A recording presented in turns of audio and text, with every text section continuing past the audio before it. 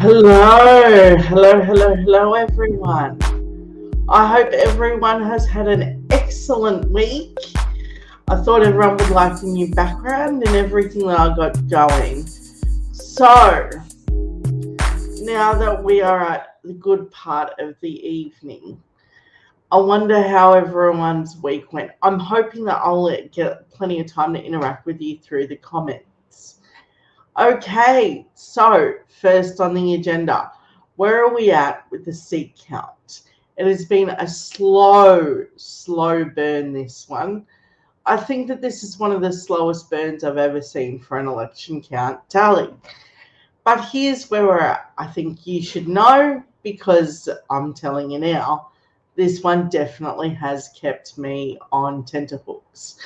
So here's where we are. We're at 76, almost 77.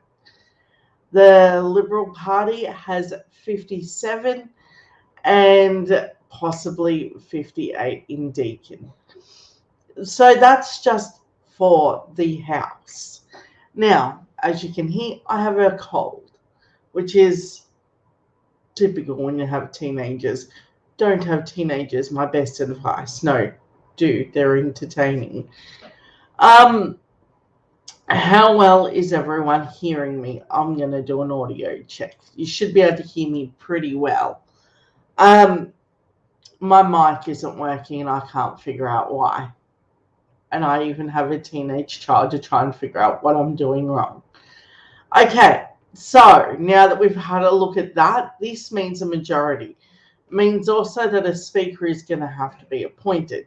Now, there is talk that there might be an independent as a speaker.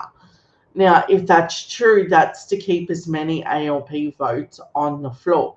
It's smart, actually, making sure that you have a speaker that largely represents both sides, kind of thing, and it looks like it's not being run on a partisan platform. I think it's smart. Um, there's still some debate out about how intelligent or not intelligent the movie is, but we'll see how it pans out in the end. Okay, where are we at? Next job. Okay, so the next one I wanted to talk to you about is, oof, not that. So there is some confusion about how preferences work. One particular moment was from Gerard Henderson. He's regularly on Insiders. And then he wrote this crazy little puff piece that was like, huh, what happened there? So explaining to these people exactly how it works isn't unusual. What became unusual is that we're still explaining. These people are supposed to be political analysts, and yet we find ourselves in this really weird position of explaining the basics to them. Okay, so here's where we're at. Because the Liberals finished the second in Griffith, their preferences were not distributed. So how on earth could you say the Greens won on Liberal preferences? Because they were never counted. Because they didn't have the other overall vote count.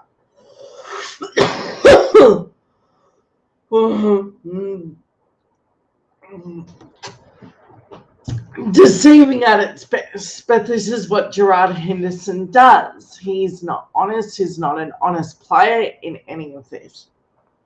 Do not assume he's going to be honest about his role in any of this. He isn't. But I think that this definitely caps off to what I believe will be an incredible amount of soul searching for a media that is clamoring on to the idea that, how do I say this nicely? They lost and there's no returning from the hole that they came. I basically have the opinion now that the media just, it's in a position that if it doesn't about face, it looks like they realize that they lost and then they have to pull away. But if they are forced their hand into like an inquiry, that too isn't going to look good. So it's not going to, this isn't going to be a pretty execution of what this becomes. I don't see this being a positive for anyone involved. If you believe at all that this is going to come out well, yeah, it's just not. It's fundamentally flawed. So the next story. Yeah, I find it weird that he's trying to give the LNP credit for trying to get a Green into seats, which is weird that they never ever figure out how the preferences work. I think we're going to have a real big problem with the media for a while, and I do think that there needs to be an inquiry, and I do think that there does need to be some substantive pushback on that. But without saying too much, I think that the media doesn't just have an image problem, it has a major problem with hiding its disdain for the Labor Party.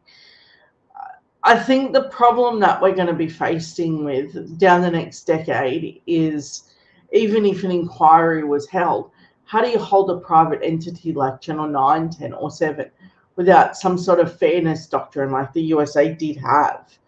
And once that was abolished, it was quite clear the partisan games were at play. Australia has never firmly established a fairness doctrine of any kind behind media. It has a sort of leadership, an ownership deal that was sort of abolished. But that was basically it. It's history is quite small, and I don't know if you've experienced that side of it, but it's not been what it should be. By all accounts, it's never going to be what we need. So a whole piece of legislation needs to be made up whole cloth of whatever it is that needs to happen to this media. And people like me shouldn't be your source of media, to be honest. There should be people that understand how journalism works as a whole. I just fill in the gaps of where the media isn't doing their job right now. But no, I don't think that it's a good idea to have people sitting in their living rooms and telling you that other side. It shouldn't exist like that. There should not be that kind of vacuum. Okay, moving on. So Bill Shorten has been awarded a position. Labor wants to end the digital workhorse approach to people trying to get into government and payments. Planning to using the MyGov as an often frustrating experience into a seamless one. Bill Shorten is taking briefings on a new government service portfolio, but wants to get moving immediately on a user service to order MyGov and the online entry portal into services such as Centrelink, Medicare, and the ATO. So this is what real government do. They make life easier to work in and perform in. It shouldn't be this where you didn't fill out this form properly, so the whole thing's gone. He is going to make it simpler and better and more efficient. His ultimate aim is to make it much more seamless to exercise, that it doesn't force people to spend hours of their time applying for payments or updating details. The new minister said it in an exclusive interview. They've created the digital workhouses, basically. You know, workhouses in the 19th century where the kind-hearted burghers of Victoria, England, and said, well, if you've got to pay for 3 meals a day, you can go and work in a workhouse, he said. And I think that that's what we've used in some cases, a digital technology to create two classes of Australians. We haven't privatised the service. We just privatised your time, and you spend hours on it. I'm amazed there's not more outrage out there. The minister's most recent interaction with the MyGov was downloading his digital vaccination certificate. And I mean, he's showing that this is not working. As a system, the whole MyGov application is not a great interface. But I think he's also showing that this isn't just robbing you of time, it's robbing you of the ability of getting out of the poverty cycle. Say, for instance, if you are able to interact with this quickly and efficiently, and you would be able to be determined quicker if you are eligible for a payment or not, he's shortening that gap. And he isn't just shortening it, he's ensuring that you are fundamentally taken care of quickly. So you'll know what your next steps need to be. I got 3 degrees and I found it a little perplexing, and maybe my 12-year-old could have done it better. Services Australia is effectively the delivery shop for a huge range of other portfolios and areas, administering payments for everything from childcare and subsidies, Medicare rebate.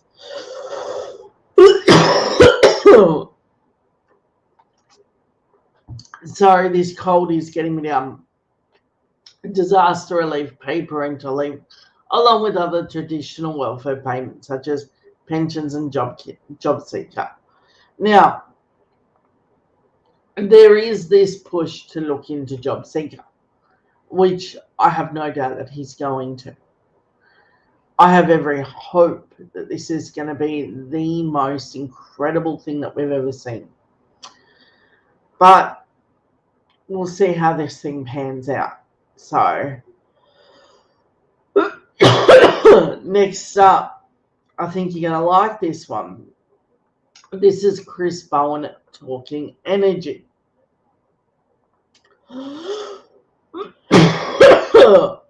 I'm so sorry.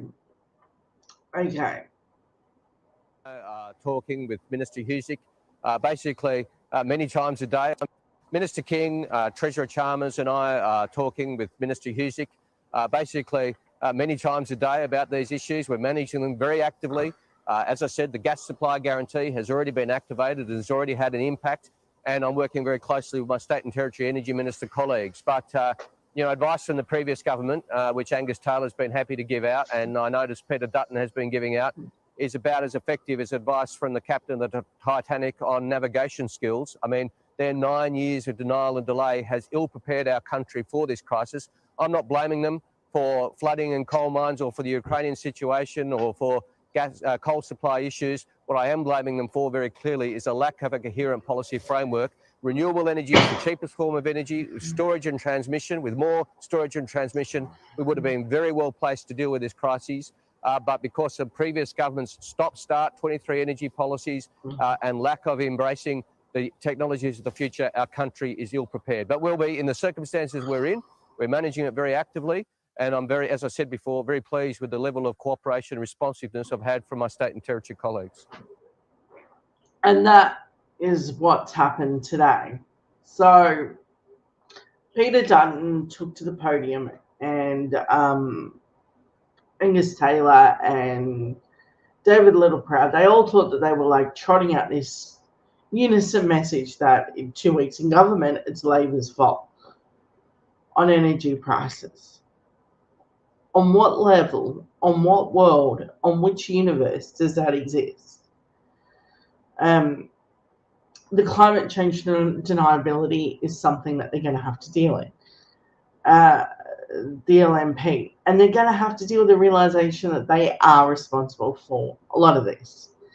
So the concern I've got is that they're not taking this as seriously as they should.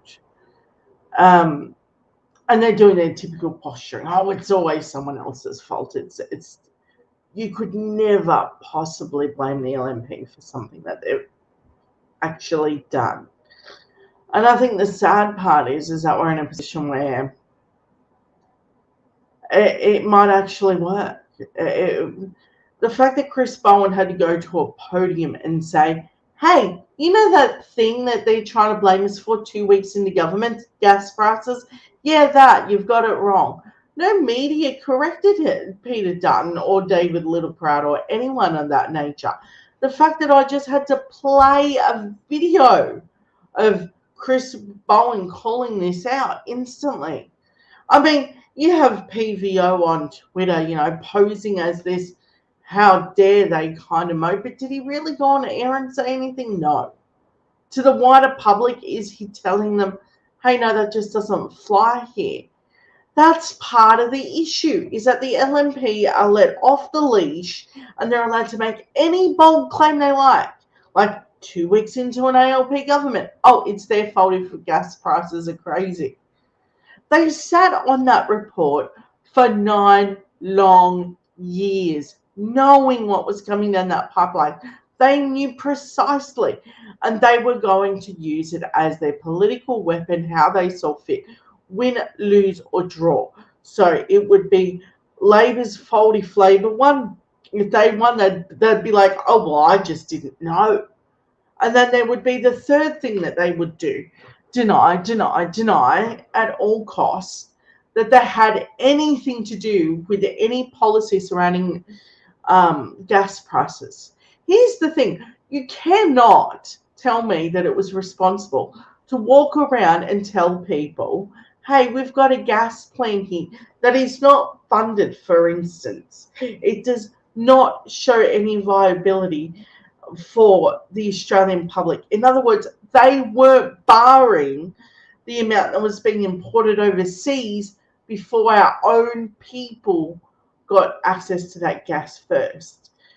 Yeah, and then I mean, this is quite typical of how the LNP operate.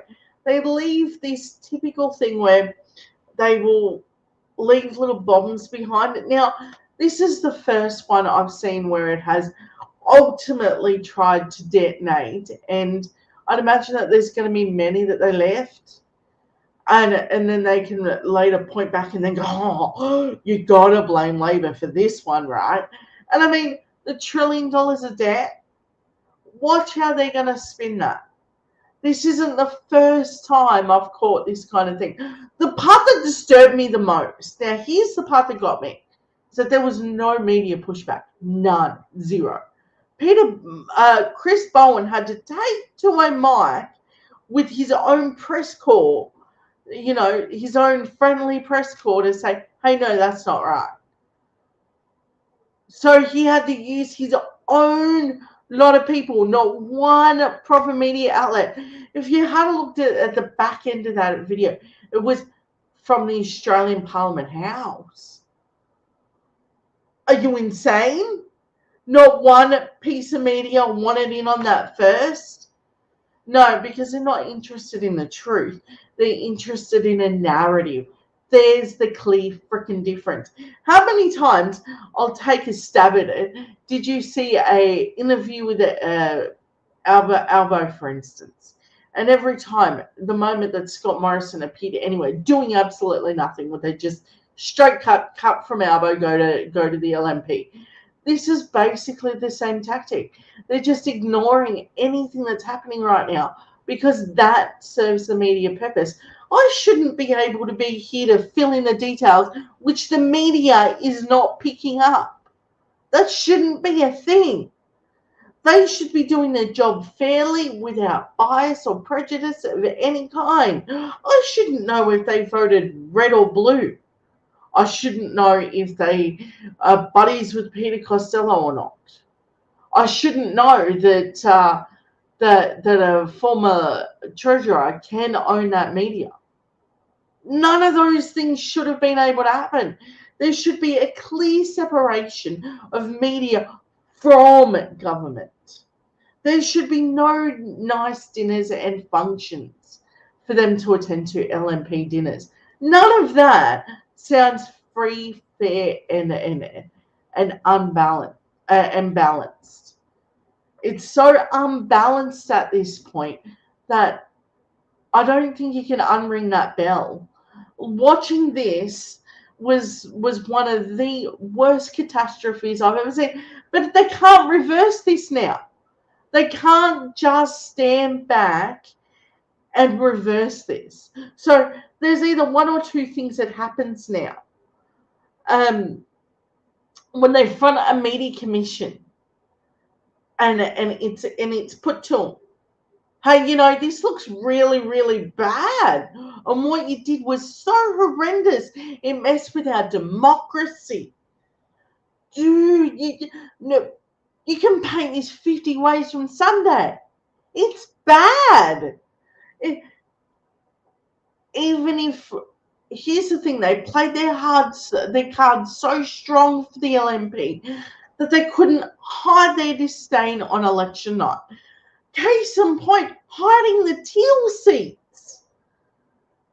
That wasn't just disdain, it was an outright covering for them.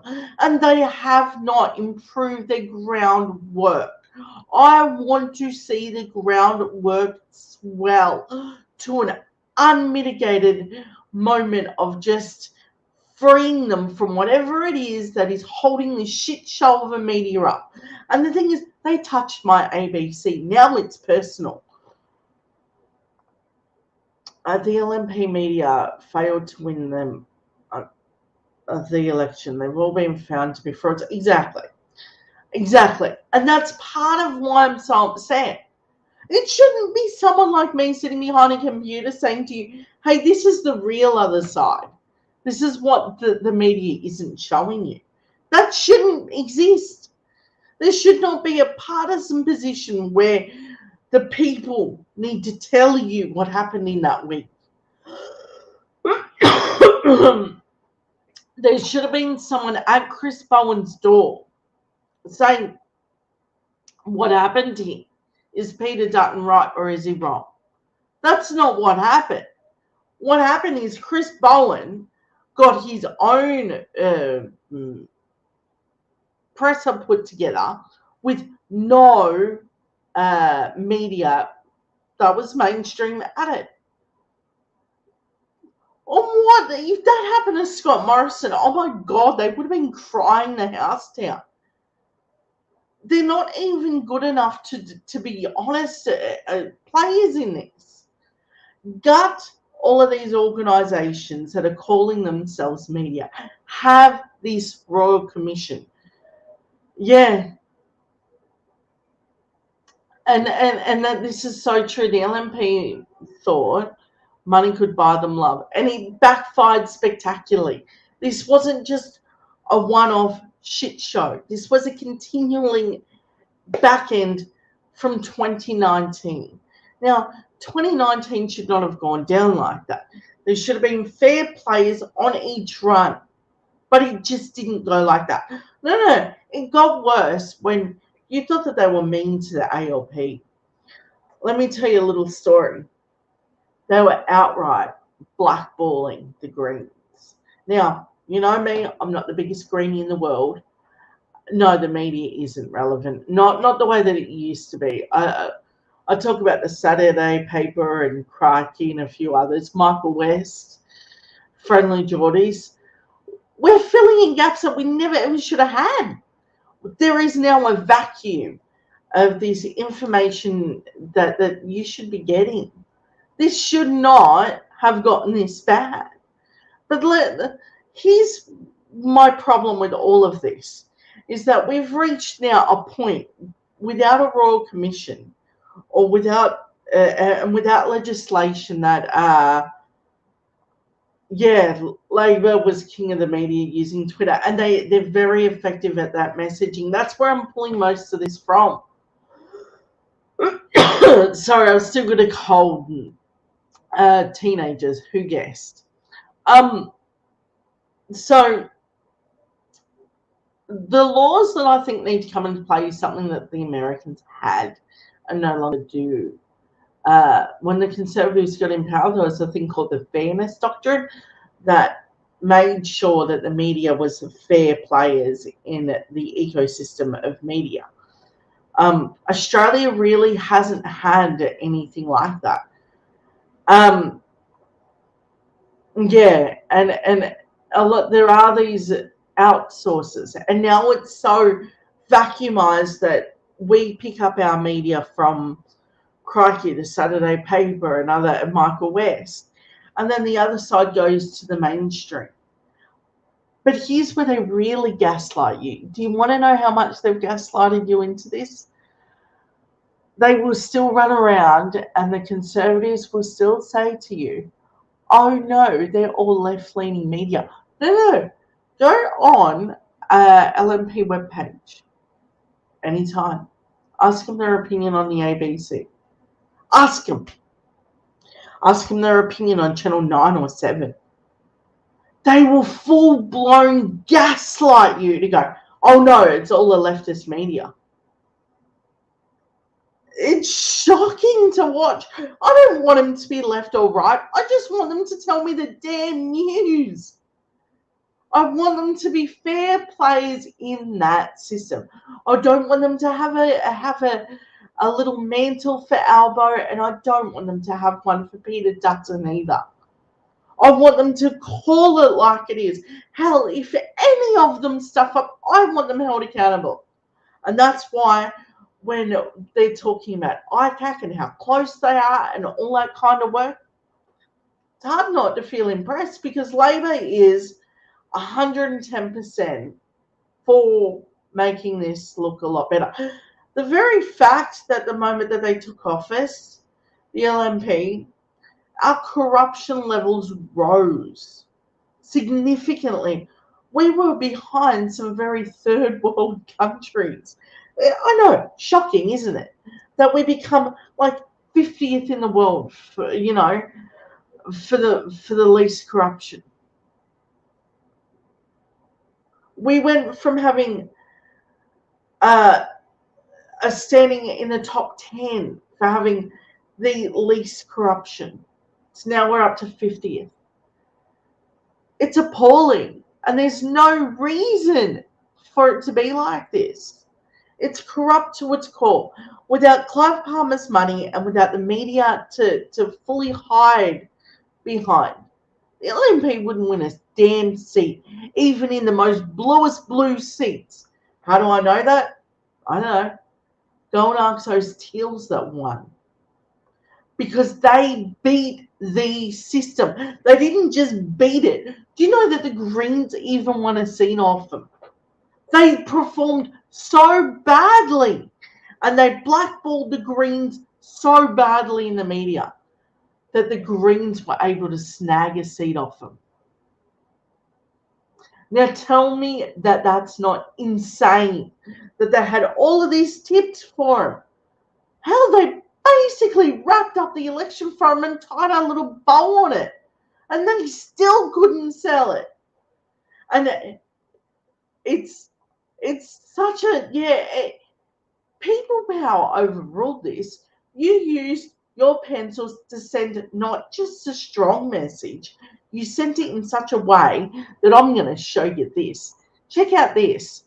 This is what work looks like. This is it. I'm going to blow this thing up. This is what it looks like. This is what your pen or pencil did. It's talking about getting rid of robo-debt, never introducing it again, making legal steps to make sure that even if the LNP get in power, it is impossible to do it again. Oh yeah, and the healthy welfare card or whatever they want to call it, gone. You did this. And you know the best part, this wasn't about how we came across with women and all that kind of stuff. It didn't help. But it was that card I took to every polling booth I rocked up at. That card alone. Because a lot of them had parents, see?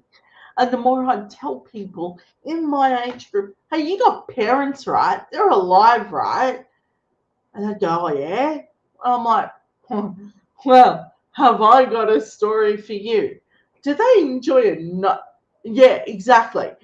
The card was never legal. Oh, something up here.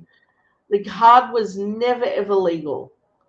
And for the life of me, I can't figure out how they got away with doing this. I think most appallingly is that we were left sort of wondering, was this enough? And I'm standing there at polling stations saying, you got parents, you've seen them. Do you want them on that card? Do you want everything that they spent their whole lives building up to be put onto this card where they can't get a say in how they spend their moments? Because that's exactly what was going to happen. You know that even after they lost the robo-debt appeals, after Bill Shorten had gotten rid of the whole thing, they were trying to do like a 2.0 of the whole thing. They were trying to take another bite of that apple. Only they were trying to do it legally. Then you have the Wheeler family. They're looking into making sure they get permanent residency. This ICAC inquiry is going to happen. Inside sources say that not only is it serious, but Labor even plans that they're not going to be having a big detail on how many people from their own side. They're going to mostly get independent people to be looking into this. It's an independent body. So I'm going to share something with you which I've heard. This is not just a one-side scope. This is going to go deep. It's going to go big. And anyone that is caught up in the fray would want to start writing resignation letters like yesterday. I'm not kidding. This thing is real. This isn't just you can't write this off anymore.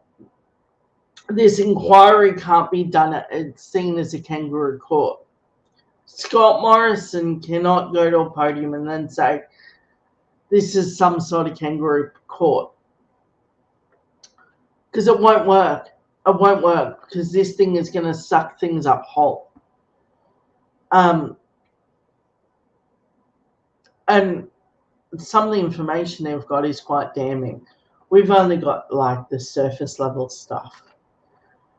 There are people on the inside that are very, very concerned. They're starting to look for other employment. Very concerned. The reach outs that I've gotten from different media outlets was from the media spokespeople was, oh, we're seeking alternate work. A lot of them, they played it down to, oh, we lost the election, so we now need to downgrade our staff, which does happen. That's real. But there was another inside source saying, no, ICAC's coming, and they're not just going after the politicians. They're after whatever players played a role in this. This wasn't just politicians. No, this was staff. This was big. What they did was so bad and corrupt that they got a whole lot of people. Like, there were teams of people that helped this happen. For instance, pardon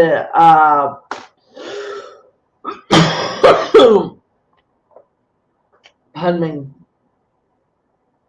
Jamland, that had a private business involved in something so incredibly corrupt, held up by politicians like Angus Taylor. The water buying scheme that Barnaby Joyce endeavoured to be part of, that's going to be a major role in this. I wouldn't put it past Labor to ask for the full frontal part of the law to do what it does. Every indication says that Labor is coming full force at this. They're not going to let this stand. It was corrupt to its core. They're trying to reach back money that was awarded to like the Great Barrier Reef Fund that they don't know how much they can recover, but they're looking to recover it and give it to a real institute that knows how to save the Great Barrier Reef. They want to make sure that the Great Barrier Reef remains on the heritage list and cannot be overturned. I don't know if anyone remembers, but when the federal government tried to support its backing of Adani, the federal government in 2015, along with the Newman government in Queensland, was trying to get Adani approval to dump it into the Great Barrier Reef and trying to take it off the National Heritage listing as like one of the great wonders of the world. Now, when the LNP was furiously, let me actually look up that particular that headline. They're taken off the. Okay, so here's what I remember this being. Now, when you look at this, remember, this is old news, but it's valid for today because this is part of what I mean by this will be coming up in ICAC, what they did. Okay, so World Heritage Committee agrees not to place Great Barrier Reef on the endangered list, right? Now, that was a threat from the LNP. They said if you place it on that list, you know, you're going to get slammed and there's no funding for you. And then they wanted to take him out of the World Heritage Committee. And it become one of these slow burning stories that people stop paying attention to. This is going to reach ICAC. What they did here was politicize an independent body and turned it into some sort of massive churning out of defending dumping oil and residue into the Great Barrier Reef. For instance, you know that 50% of the coral can never ever be grown back. Ever grow back. Because they'd already started to dump into it. I'm not even kidding. This is something Friendly Geordies had spoken about before. The 21 country Heritage Committee on Friday ignored a scientific assessment from the UN Science Culture Organization, UNESCO, that the reef was clearly in danger from climate change and should be placed on that list. UNESCO will be instead asked to carry out a mission on the 2,300 kilometre reef in the coming months and will need to send a progress report to the agency in December 2022. So that's yet to come out. Environment groups said the decision was a victory for cynical lobbying and that Australia and custodians of the world's biggest coral reef was now on probation. Ahead of Friday's meeting, the Australian government conducted a fierce campaign to block the danger listing. More than a dozen ambassadors flew to Canberra, Cairns and Queensland for a snorkeling trip of the reef. Now, if you remember, Pauline Hanson went there. I'm not sure who was sitting on that committee, but it's not great. And they're going to look into all of this. This is the one that I think you need to be watching. There's going to be a fair few things that come up, and I promise to cover it in the best way possible. But here's how they're going to play it out, right? I don't see an ICAC inquiry making the big headlines that it should, because inquiries don't really sell out. So, for instance, Julia Gillard's idea to have a inquiry into sex abuse victims. How much of that did you see on mainstream TV? How much of the actual hearings did you get to hear? That's what I'm going to do. I'm going to come in and change that. So you'll get more viewing of what that looks like. Because I think it's important. And this story here isn't going to go away. I'm going to keep my eye on this. So what they tried to do was have Adani put a lot of toxins into the Great Barrier Reef. I don't know why Adani wanted to do that to begin with, and allow him to do that. To me, it was the most reckless and irresponsible thing I've ever seen.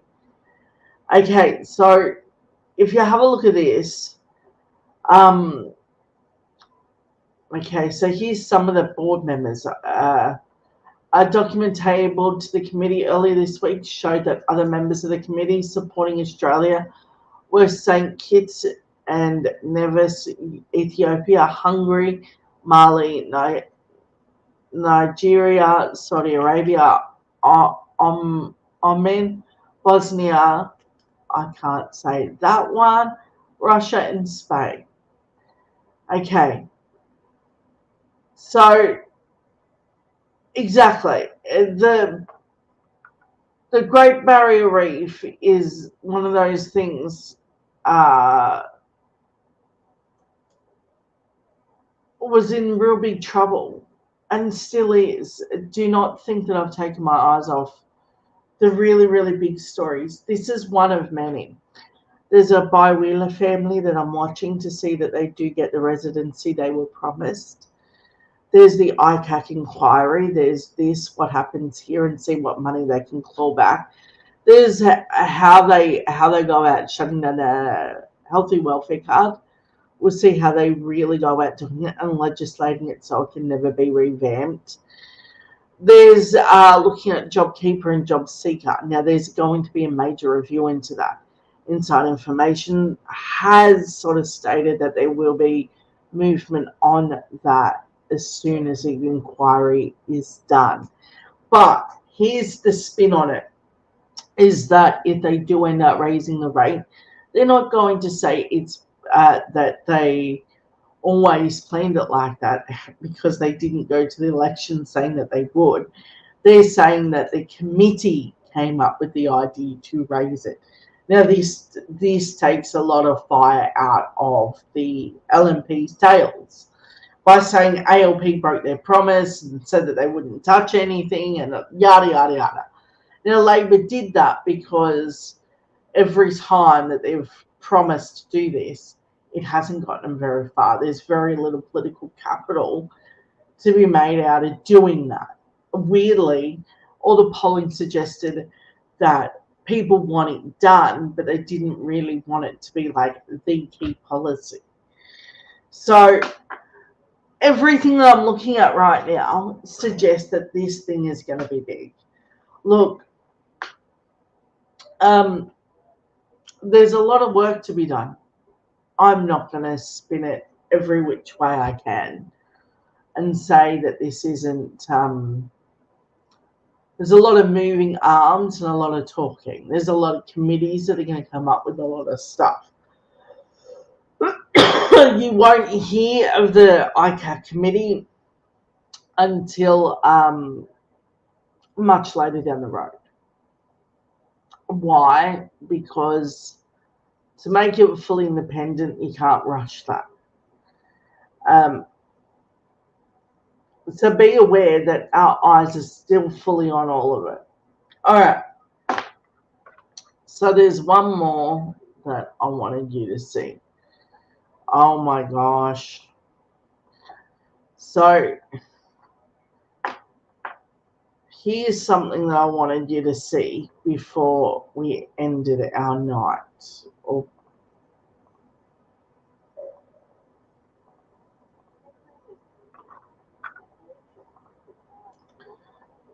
Oh, hold on.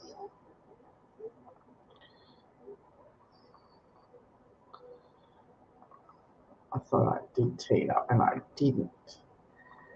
Okay.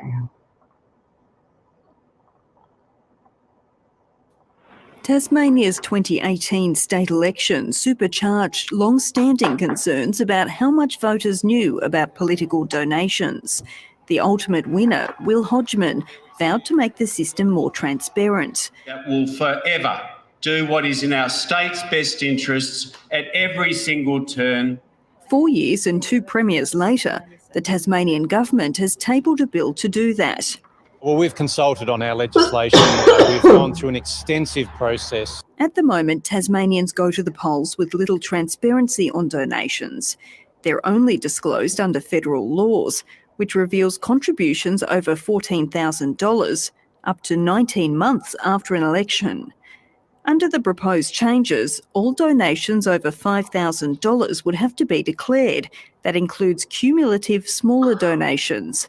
Normally, they'd have to be declared within 6 months, but during an election period, that would shorten to 7 days. I think most Tasmanians would agree that it certainly captures donations above $5,000, which could be argued is large support from, let's say, the corporate or other sectors. Foreign donations would be banned, but there would be no spending caps for House of Assembly elections. Until we start reining in how much people can spend on election campaigns, we will never have a true level playing field in Tasmanian politics. The bill would introduce public election funding, with candidates who poll over 4% getting up to $6 for each first preference vote. Under the bill, Tasmania would still have the equal highest donation disclosure threshold of any Australian state or territory, along with South Australia. Labor and the Greens both want the threshold for disclosing political donations set at $1,000. This will leave us, again, at the bottom of the nation in terms of our donations disclosure, the weakest laws in the country. The opposition parties will try to amend the bill when it's debated in the lower house. Again, this is an LNP attempt to keep political donations out of it and close to an election. I dare say this is going to come up again and again. Anyway, that brings me to the end of my evening. So I want to thank you, my audience, for a wonderful evening. Hopefully next week when you see me, I'll look a lot better. Thank you. Night.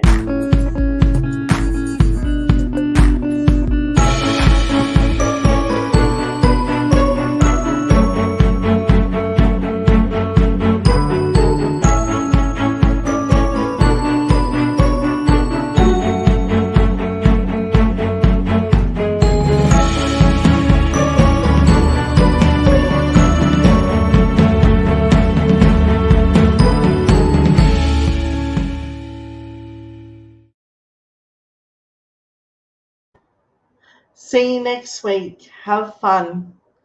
Thank you for a wonderful show.